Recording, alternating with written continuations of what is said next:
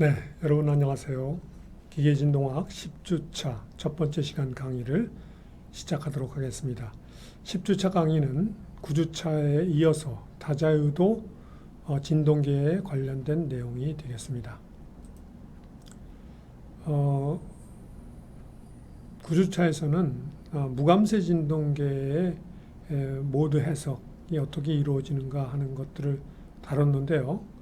10주차에는 이제 감세 진동계에 대해서 이 이야기를 연장시켜 가려고 합니다.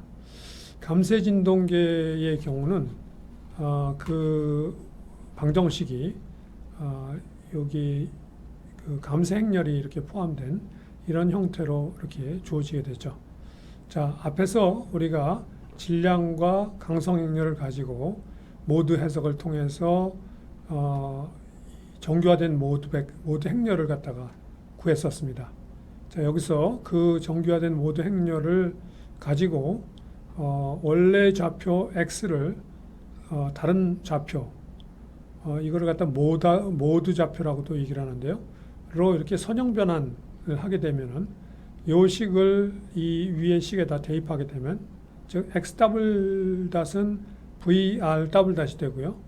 x-은 vr- 되죠. 그래서 이걸 x 더블-하고 x 대신에 집어넣고 x 대신에도 집어넣은 다음에 그 다음에 이 전체 식에다가 v 트랜스포즈를 갖다 곱해주면 됩니다. 그러면은 첫 번째 항은 v 트랜스포즈 mv의 r 더블 닷, 두 번째 항은 v 트랜스포즈 c의 vr 닷, 세 번째 항은 v 트랜스포즈 k의 vr 은 v 트랜스포즈 f라는 식으로 얻어집니다. 자, 우리가 전 시간에 전주차 9주차에서 이 행렬은 v 트랜스포즈 mv는 단위 행렬이 되고 그다음에 v 트랜스포즈 kv는 이게 대각 행렬이 된다고 배웠습니다. 그런데 v 트랜스포즈 cv는 일반적으로 대각 행렬이 되지가 않습니다. 따라서 이렇게 만들어 놓는다 하더라도 이 방정식이 연성이 풀리지 않는 그런 그 방정식이 되는 거죠. 따라서 이 식을 그 앞에서 했던 무감세 진동계에 대해서 풀듯이 그렇게 풀 수는 없기 때문에 이 문제를 어떻게 풀어야 될 것인가 하는 문제가 우리에게 주어지게 됩니다. 이런 그 일반적으로 주어진 감세 행렬에 대해서 이런 문제를 푸는 방법으로 대학원 과정에서는 복수함수를 이용하는 방법, 영어로는 컴플렉스 모달 어널리시스 방법이라고 하는데요. 이런 방법을 배우게 되는데 학부 과정에서는 이 복수 모드 해석을 다루지 않고 몇 가지 간단한 모델링 방법들을 갖다가 소개를 하게 됩니다. 여기서 이 몇 가지 간단한 모델링 방법이 어떤 것인가 하는 것을 살펴보도록 하겠습니다. 그리고 감세와 관련된 내용은 여러분이 간단하게 생각할지 모르겠지만 감세와 관련된 이 연구도 굉장히 광범위하게 이루어져서 여기 위에 이렇게 노란 박스 안에 들어가 있는 이 책이 대표적인 감세와 관련된 책이 되겠는데요. 라잔이라는 분이 저술한 책이 있는데 굉장히 두꺼운 서적입니다. 그래서 감세와 관련돼서도 굉장히 그 오래 광범위한 연구가 이루어져 왔다. 그런 자료들이 존재한다. 학부 과정에서 비록 감세와 관련해서 이렇게 간단하게 모델링하는 방법을 배우지만 실제로는 훨씬 더 많은 연구들이 이루어져 왔다라는 것을 더불어 기억해 두면 되겠습니다. 자, 그러면은 이 감세항을 비연성화 시키는 방법으로 그 사용되는 대표적인 두 가지 방법이 있습니다. 이게 학부 과정에서 배우는 방법인데요. 첫 번째는 비례 감세 모델링이라는 겁니다. 영어로는 프로포셔널 댐핑이라고 하는데요. 감세 행렬이 질량 행렬과 강성 행렬의 선형 조합으로 나타날 수 있다고 가정하는 방법입니다. 그래서 그 감세 행렬 C가 알파 곱하기 M 더하기 베타 곱하기 K로 표시할 수 있다. 이렇게 표시할 수 있으면은 V 트랜스포즈 CV는 이렇게 표시가 되죠. 그래서 이게 요게 단위 행렬이고 요것도 대각 행렬이기 때문에 이 행렬이 대각행렬이 될 수 있는 거죠. 그리고 두 번째 방법은 모드 감쇄 모델링이라는 건데 모달 댐핑이라고 합니다.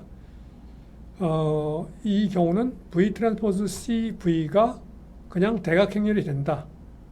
그리고 그 대각선을 따른 항들이 이런 항들을 갖게 된다.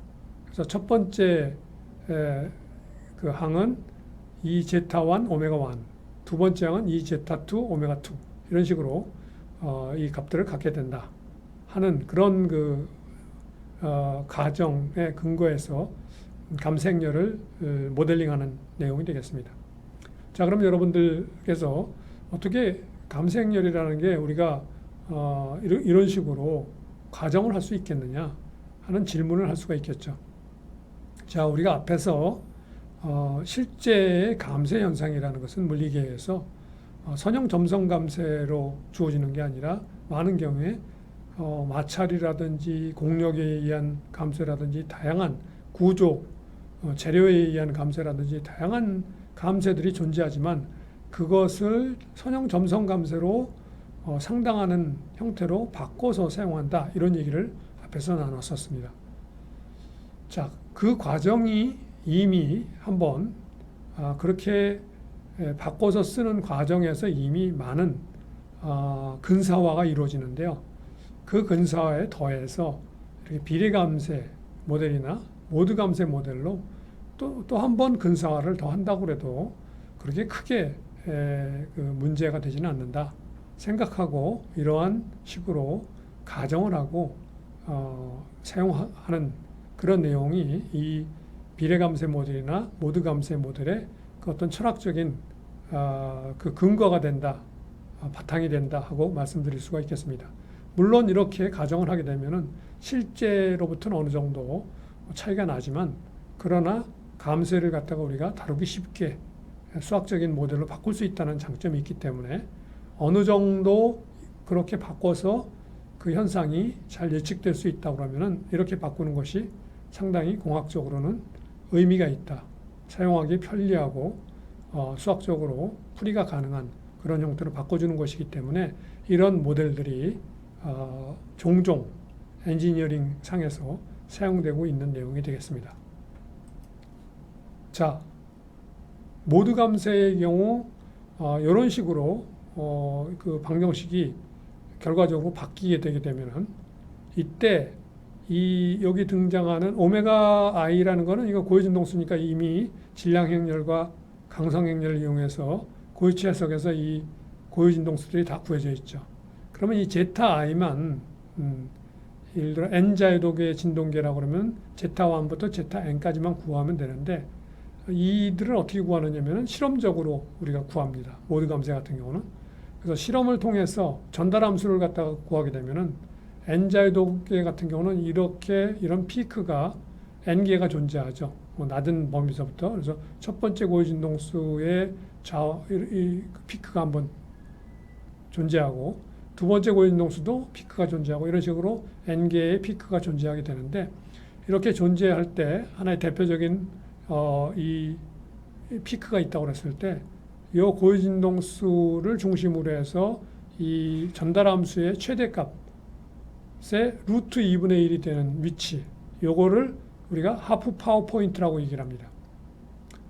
이게 변이와 비례하기 때문에 변이의 그 제곱에 비례하는 제곱의 그 파워는 비례하게 되기 때문에 변이의 루트 2분의 1배가 되면 파워는 2분의 1이 되기 때문에 그래서 이 두 점을 하프 파워 포인트라고 얘기를 합니다.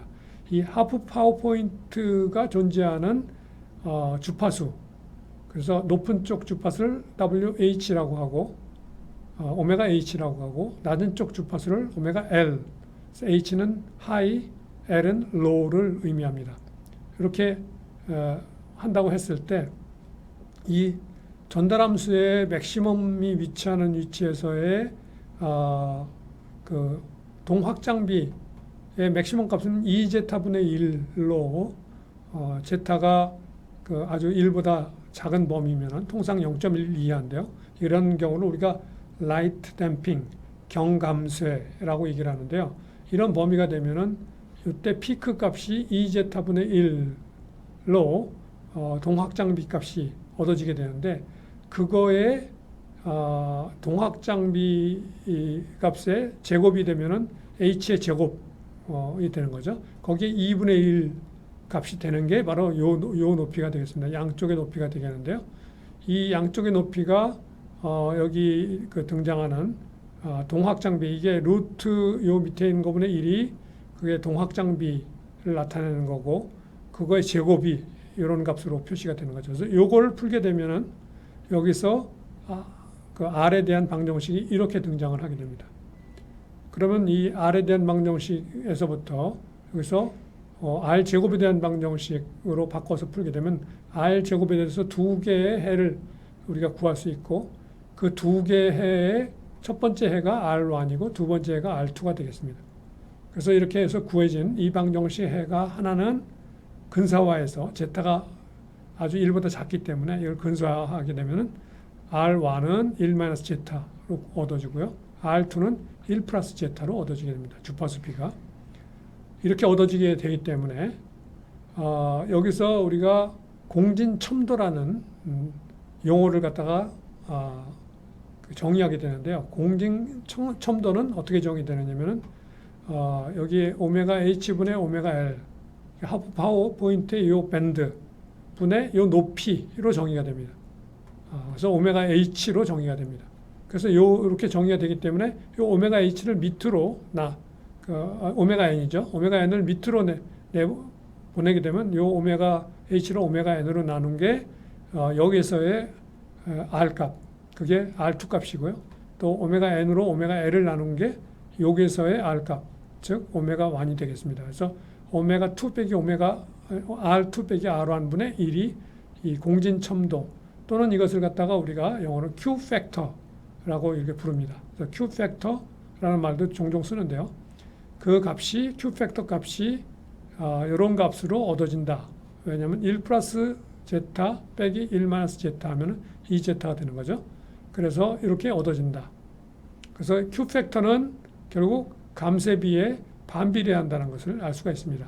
그래서 감쇄가 아주 작아지면은 Q 팩터 값은 굉장히 커진다 하는 그런 의미가 되죠. 그래서 Q 팩터라는 용어도 여기서 여러분들이 익혀두면 되겠고요. 이 그 하프 파워 포인트의 위치를 어떻게 구하는가 하는 것을 여기서 이렇게 보여주는 그런 예가 되겠습니다. 이런 식으로 이 N자유도 시스템에 대해서는 이런 전달 함수의 피크가 N개가 존재하기 때문에 각 N개의 피크로부터 하프 파워 포인트를 구해서 각각의 제타 값들을 갖다가 첫 번째 피크에서 제타 1을 구하고 두 번째 피크에서 제타 2를 구하고 이런 식으로 해서 제타 값들을 모두 다 구할 수가 있게 되겠습니다. 그러면은 모달 댐핑을 이용하게 되면은 그 감쇄 진동계의 운동 방정식을 이런 식으로 모두 다 그 비연성화 시킬 수 있다 하는 내용이 되겠습니다. 자, 일반적으로는 연성되어 있는 N자유도 감쇄 진동계 운동 방정식을 모두 감쇄와 모두 행렬을 이용해서 N개의 운동 방정식으로 바꾸면은 금세 얘기한 대로 이렇게 된 게 요것이 요 대각선을 따라서 이런 항이 된다 그랬죠. 2제타 I 오메가 I가 된다 그랬죠. 그리고 요거는 대각선을 따라서 오메가 I의 제곱들이 존재한다 그랬죠. 그리고 요건 아이덴티티 매트릭스니까 1이니까 그래서 RI 더블 닷 플러스 2제타 I 오메가 I RI 닷 플러스 오메가 I 자승의 RI는 오른쪽 요게 GI T 이런 식이 N개의 독립된 N개의 그 2개 상미분 방정식이 얻어지고 요 미분 방정식의 해는 우리가 구할 수가 있죠. 초기 조건 R0하고 R.0를 이런 식으로 우리 구할 수 있다고 앞에서 배웠는데 이걸 이용하게 되면은 초기 조건과 이 제차, 비제차 미분 방정식의 해는 우리가 앞에서 일자유도 진동계 학습에서 배웠는데 이렇게 제차 방정식의 해와 그리고 이 비제차 항에 의한 특해의 합으로 이런 식으로 표현된다 하고 우리가 배웠죠. 여기 나와 있는 요 항이 요것이 우리가 뭐냐면은 감쇄 진동계의 충격 응답 함수라고 그랬죠. 충격 응답 함수. 그래서 거기에다가 요 오른쪽 항을 곱한 다음에 인테그랄을 한 게 이게 특해가 된다고 그랬어요. 그리고 요게 제차해고. 그래서 요 제차해와 특해를 더한 요 형태가 일반해가 되고 이 해에서 AI와 파이I는 이 방정식의 초기 조건 RI0와 RI.0를 대입하게 되면은 거기서부터 AI와 파이I를 구할 수 있게 됩니다. 그래서 전체 솔루션을 모두 구할 수 있게 된다 하는 그런 내용이 되겠습니다. 자, 다음은 예제를 한번 살펴보겠습니다. 이자유도 진동계에 대해서 감쇄 진동계가 이렇게 주어졌다 했을 때 이 모양을 보면은 여러분 금세 이 감쇄 행렬이 강성 행렬에 비례하는 걸 알 수 있죠. 그대로 비례하죠. 그러니까 이거는 이 프로포셔널 댐핑으로 표현할 수 있다 하는 것을 갖다가 우리가 금세 알 수 있습니다. 왜냐하면 감쇄 행렬이 강성 행렬에 비례하니까. 자, 그런데 이 문제에서 이렇게 주어지는 이 시스템의 정상 상태 응답을 구해라. 여기서 M은 1, C는 0.3, K는 3이다. 정상 상태 응답을 구하라고 그랬으니까 제차 방정식의 해는 우리가 관심이 없고 요 오른쪽 항에 의해서 주어지는 비제차 방정식만 구하면 되겠습니다. 자, 그런데 그래서 강성 행렬과 질량 행렬과 강성 행렬이 주어졌으니까 거기로부터 고유치 문제를 이와 같이 구성을 해서 고유치 문제 구성하는 것은 우리가 구주차 강의에서 쭉 다뤘죠. 이 식에서 요 앞에 있는 요거의 디터미넌트 값이 0이다 라는 것이 이와 같이 표시가 되고 이 식을 우리가 특성 방정식이다 라고 부른다고 그랬죠. 이 식을 풀게 되면 두 개의 오메가 값이 얻어지는데 여기 M, C, K 값을 대입해서 풀면은 첫 번째 오메가 값은 첫 번째 고인동수는 루트 2 라디안 퍼 세크고 두 번째 고인동수는 2 라디안 퍼 세크가 되겠습니다. 그래서 두 모드들을 이렇게 이제 이 고인동수를 갖다 여기다가 고유치 문제에 대입해서 라지 x1과 라지 x2의 비율을 구해보면 이런 식으로 x2분의 x1이 0.3333으로 구해지고요. 그 다음에 고인동수 두 번째 고인동수를 또 대입해가지고 라지 x1과 라지 x2의 비율을 갖다가 구해보면 마이너스 0.333이 되겠습니다. 그래서 첫 번째 모드와 두 번째 모드 벡터가 이렇게 1, 3 또는 1, 마이너스 1, 3으로 구해지고 나면은 거기서부터 정규화된 모드 벡터를 구하기 위해서 요 식에다 대입해서 알파를 구하게 되면 알파가 루트 m분의 0.2357 이 m이 1이니까 그냥 알파는 0.2357이죠. 이것을 앞에 요 1, 3에다가 곱해주게 되면 정규화된 첫 번째 모드 벡터가 구해지고요. 그리고 두 번째 식에 대해서 또 베타를 구한 다음에 또 요거를 0.2357을 두 번째 여기 마이너스 1, 3에다 곱해주게 되면 두 번째 정규화된 모드 벡터가 구해지게 됩니다. 그래서 이 두 개를 늘어놓은 게 정규화된 모드 행렬이죠. 일단 정규화된 모드 행렬이 구해지면은 이제 이 식을 우리가 비연성화 시키기 위한 선형 변환이 가능해집니다. 여기서 x1, x2를 갖다가 이제 다른 좌표로 모드 좌표 쪽으로 바꾸면 되겠죠. 그래서 x를 정규화된 모드 행렬에다가 모드 좌표 r 곱하는 이런 걸로 변환을 하게 되면 이런 식으로 변환이 된다고 그랬죠. 그리고 요게 아이덴티티 매트릭스고 요것이 이제 그 대각선을 따른 행렬로 형태로 이게 주어진다고 그랬고 요것이 또 대각선을 따라서 오메가 1의 제곱, 오메가 2의 제곱이 주어진다고 그랬죠.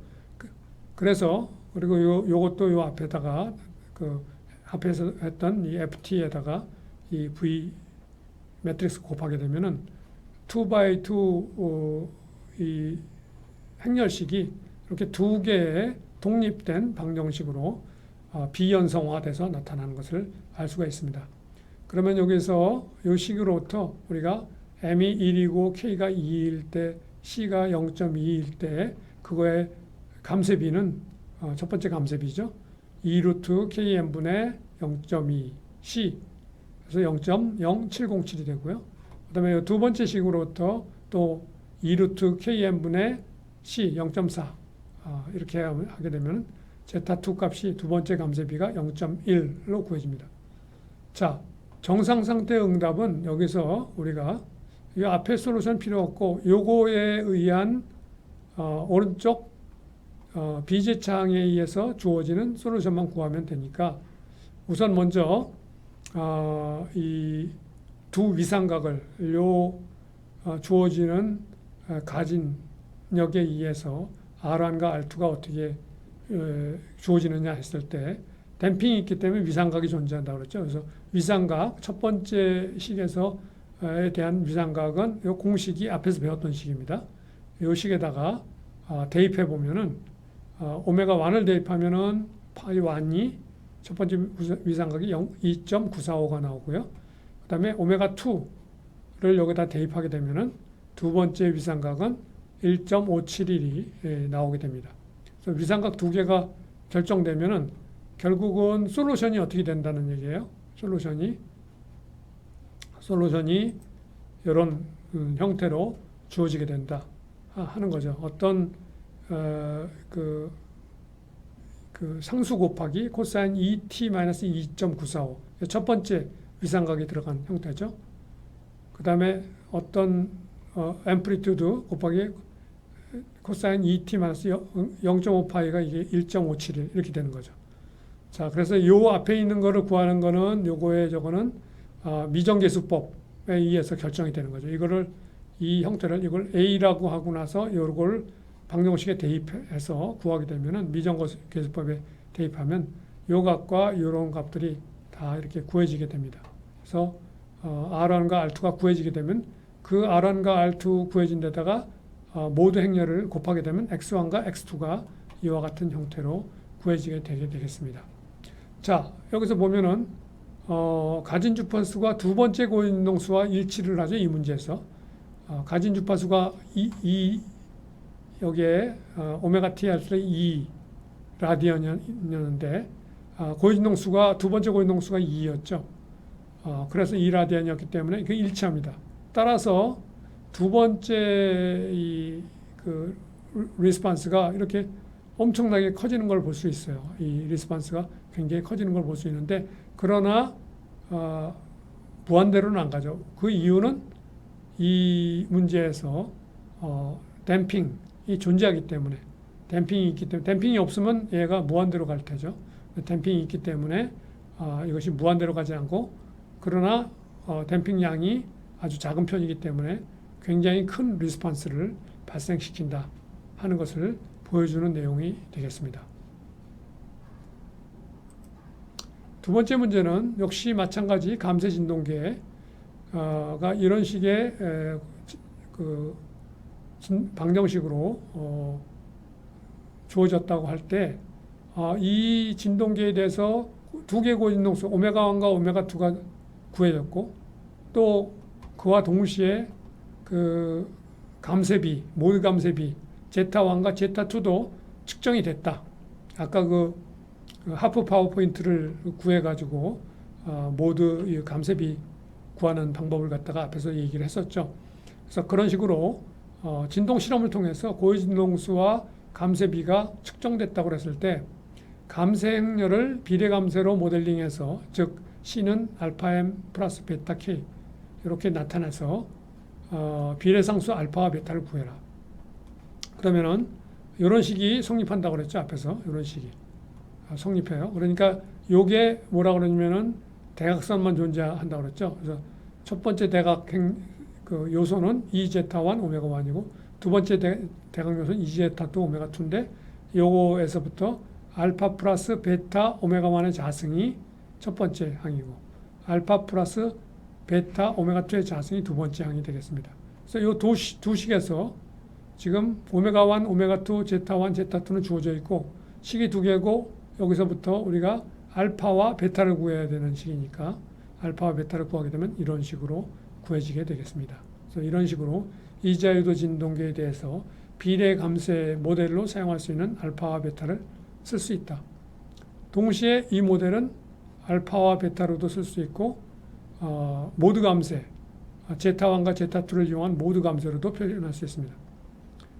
그렇지만 3차 이상이 되게 되면은 비례 감세는 여기 알파와 베타 두 개로만 결정되기 때문에 3차 이상이 되게 되면은 그 3자유도 이상이 되게 되면은 이 알파 베타를 갖다가 유일하게 결정할 수가 없죠. 그래서 2차 모델까지 2자유도 진동계까지만 이 비례 감세계가 주로 많이 사용되고 3자유도 이상의 진동계가 되면은 모드 감세비를 이용해서 감세를 모델링해서 사용하는 경우가 대부분의 경우가 된다 하는 것을 기억해 두면 되겠습니다.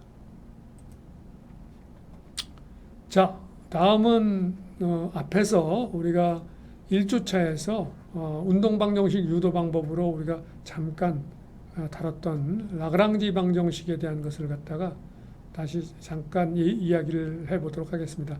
앞에서 우리가 라그랑지 방정식이 이런 식으로 주어진다 하고 얘기를 했습니다. 그래서 이때 여러분들이 이 식을 사용하는 방법을 잘 알아야 되고, 여기서 이 식에서 T는 그 진동계의 운동 에너지, U는 보존 에너지라고 얘기를 했습니다. 그리고 QI는 비보존력에 의한 일반력이라고 그랬어요. 그래서 운동 에너지나 보존 에너지를 갖다가 여러분들이 일반 좌표에 대해서 표현하는 것은 여러분들이 비교적 동력학을 충실히 배운 학생들이라면은 그렇게 어렵지 않게 이 표현을 구할 수 있고, 그렇게 운동 에너지와 보존 에너지가 구해지면 보존 에너지를 일반 좌표에 대해서 편미분한다든지, 또는 일반 좌표에 대해서 운동 에너지를 편미분한다든지, 또는 일반 좌표의 시간의 미분 QI 닷에 대해서 운동 에너지를 편미분한다든지 하는 그런 과정들은 그렇게 어렵지 않게 여러분들이 다 할 수 있어서, 이 라그랑지 방정식을 이용해서 운동 방정식을 유도할 때 제차 방정식의 항을 구하는 것은 그렇게 어렵지 않다. 그런데 이제 가장 어렵다고 보통 학생들이 많이 이야기하는 부분이 바로 이 비보존력에 의해서 발생하는 일반력항, 캐피탈 QI가 되겠습니다. 그래서 이 내용을 조금 자세하게 여러분들에게 예제를 통해서 한번 이야기를 나눠보도록 하겠습니다. 자, 우선 그 운동 방정식을 유도할 때 그 비보존력과 관련된 그 일반력을 구하기 위해서 일량은 어떤 시스템에, 그 어떤 동력학적 시스템에 P계의 작용력이 작용하고 Q계의 모멘트가 작용한다 그러면 작용력 F가 작용할 때 이 FI가 작용하는 지점의 가상 변이를 RI라고, 델타 RI라고 하면은 이 작용력 곱하기 가상 변이를 한 게 이 작용력이 발생시키는 가상 일량이 되겠습니다. 그 다음에 이 모멘트가 작용하는 그 강체의 각 변이가 발생하면은 그 모멘트가 발생시키는 가상 일량은 그 모멘트 곱하기 그 가상 각변이를 갖다가 이 내적한 값이 되겠습니다. 그런데 이 각변이는 일반적으로 이 각변이나 이 변이들은 일반적으로 전부 다 일반 좌표의 함수가 됩니다. 일반 좌표의 함수. 그래서 일반 좌표 중에서 일반 좌표가 이게 n자유도 시스템이라고 그러면은 n개의 일반 좌표를 갖게 되는데, 그 일반 좌표에 대해서 이 위의 식을 이런 식으로 변화시킬 수가 있는데, 이때 여기에 등장하는 RJ는 앞에서 구한 작용력 FI에다가 요거를 곱한 그런 항이 되고요. 왜냐하면 델타 RI가 라운드 RI 오버 라운드 QJ 곱하기 델타 QJ가 돼요. 그렇기 때문에 FI 곱하기 델타 RI는 RJ 곱하기 델타 QJ, RJ 곱하기 델타 QJ로 표시할 수 있기 때문에 이 형태가 이렇게 그대로 표현이 된다 하는 내용이 되겠고요. 그 다음에 여기서 그 Q계의 모멘트가 작용했을 때 이 Q계의 모멘트가 작용하는 이 작용해서 돌아가는 가상각변이가 Q계가 있다고 할 때 그 가상각변이들 중에서 일반 좌표로 표시될 수 있는 게 M계가 있다. 일반 좌표로 존재하는 각변이 M계가 있다 하면은 M계의 일반 좌표에 대해서 이 모멘트를 갖다가 곱해져 가지고 일반력을 구할 수가 있게 되겠습니다. 그래서 이 두 개를 합쳐서 결국은 이런 형태로 표현이 가능하게 되고 그때 이 QJ가 일반력으로 비보전력에 의한 일반력으로 우리가 구할 수 있는 내용이 된다 하는 내용이 되겠습니다. 이건 일반적인 형태에 대한 이야기가 되겠고요. 이것을 이용해서 우리가 그 라그랑지 방정식을 유도하는 과정을 다뤄볼 수가 있겠습니다.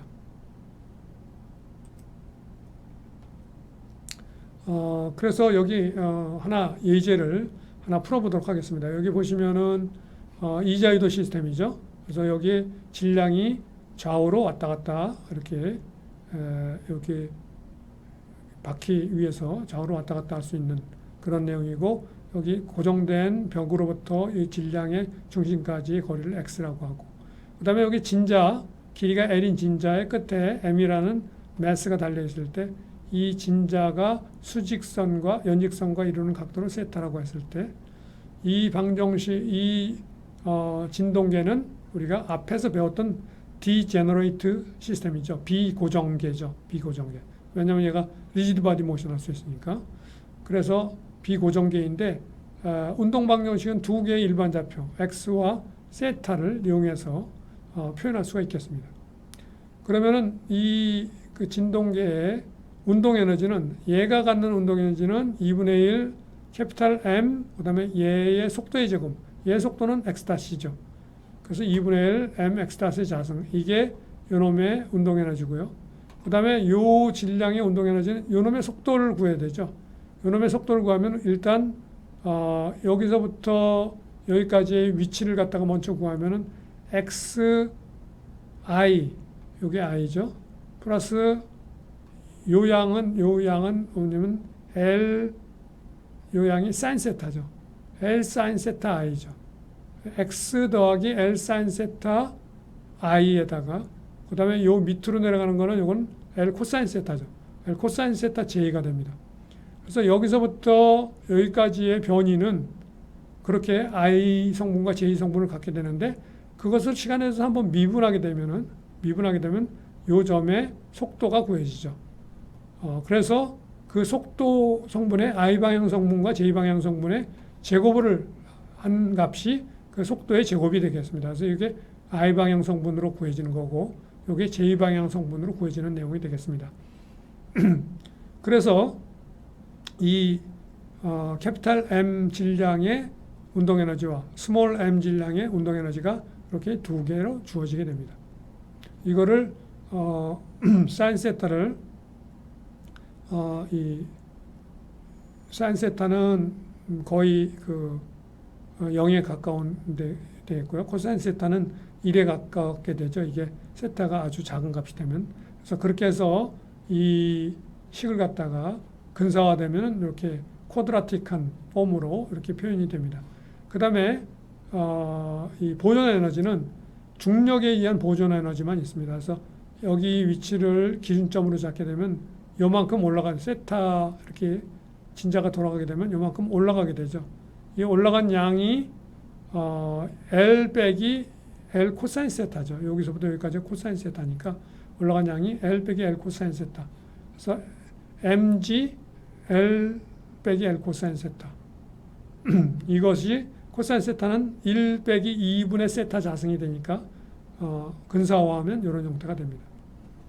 자, 이렇게 운동 에너지와 보존 에너지가 구해지게 되면은 라그랑지 방정식으로부터 이런 편미분도하고 요 편미분한 양을 갖다가 한번 시간에서 미분하게 되면 이런 식으로 구해지고 그 다음에 Q2에 대해서도 편미분하면 이렇게 구해지고 그 시간에 대해서 상미분하면 이렇게 구해지고 그 다음에 Q1과 Q2에 대해서 운동 에너지를 편미분할 할 수도 있고 보존 에너지를 편미분하면 이렇게 구해집니다. 그래서 라그랑지 방정식의 좌변항들은 이렇게 그렇게 어렵지 않게 모두 구할 수가 있게 되겠습니다.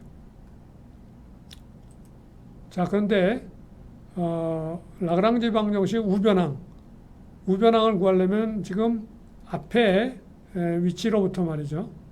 앞에 위치에서 여기 보면은 여기까지 여기에 지금 힘이 F라는 힘이 작용하고 있죠. 여기. 그리고 여기도 F1이라는 힘이 작용하고 있고 여기 F2라는 힘이 작용하고 있습니다. 그러면 여기까지 위치는 X죠. 그냥. 그러니까 이 점의 변이는 델타 X가 돼요. 가상 변이는 델타 X가 되죠. 그다음에 거기에다가 여기서부터 여기까지 위치는 아까 구한 위치 벡터를 갖다가 요 P점까지 위치 벡터를 델타를 취하게 되면 이 점의 위치를 구할 수 있습니다. 그 델타를 취한 게 요 점의 가상 변이가 되죠. 거기에다가 이 F2i를 갖다가 내적하게 되면 이 F2i가 발생시키는 가상일이 구해지고 F1이 발생시키는 가상일은 F1 곱하기 델타 X가 되죠. 그렇게 두 개가 구해지게 됩니다. 자, 그 내용이 여기 이제 등장하는 거죠. 그래서 앞에 첫 번째 캐피탈 M까지의 변이가 XI고 두 번째 그 진자 매스 스몰 M까지의 변이가 이렇게 구해지면 이놈의 첫 번째 일반 좌표에 대한 편미분은 I가 되고 두 번째 일반 좌표하고는 아무 상관없죠. 첫 번째 일반 좌표가 X고 두 번째 일반 좌표가 세타였으니까 두 번째 일반 좌표가 상관없으니까 두 번째 일반 좌표로 편미분하면 0이 되고요. 그 다음에 요 R2를 갖다 첫 번째 일반 좌표로 편미분하면 X로 편미분하면은 요거 I만 남죠. 그래서 I가 남고 그 다음에 세타로 편미분하면은 이건 상관없고 요거 세타로 편미분하면 코사인 세타 델타 세타가 되죠. 여기. 요거는 마이너스 사인 세타 델타 세타가 되고요. 그래서 그것들을 정리하게 되면 이런 식으로 얻어지게 된다 하는 것을 알 수가 있습니다. 자, 그래서 거기에다가 이 공식 일반력을 구하는 공식을 갖다 이렇게 대입하게 되면은 여기에다가 요 값들을 대입해서 F1과 F2를 여기다 내적해 주면은 F1은 F1i고 F2는 F2i니까 이거에다가 여기 Q1을 구하려면은 F1 라운드 R1 오버 라운드 Q1 더하기 F2 라운드 R2 오버 라운드 Q1 이렇게 구해지죠. 요 식 그대로 쓴 겁니다. 두 개. i가 1에서부터 2까지. 그러면 여기서 보면 요것도 i였고 요것도 i였기 때문에 F1i에다가 i를 곱하면 F1 되고 F2i에다가 i를 내적하면 F2가 되니까 F1 더하기 F2가 되는 거죠. 그 다음에 Q2는 F1에다가 요거 내적하고 F2에다가 요거 내적한 거죠. 근데 요 뒤에 있는 것만 요게 L로 이게 F2가 F2i였고 거기다가 요거를 내적하게 되면 Li하고 내적할 때만 값이 존재하죠. 그래서 F2L로 값이 얻어집니다.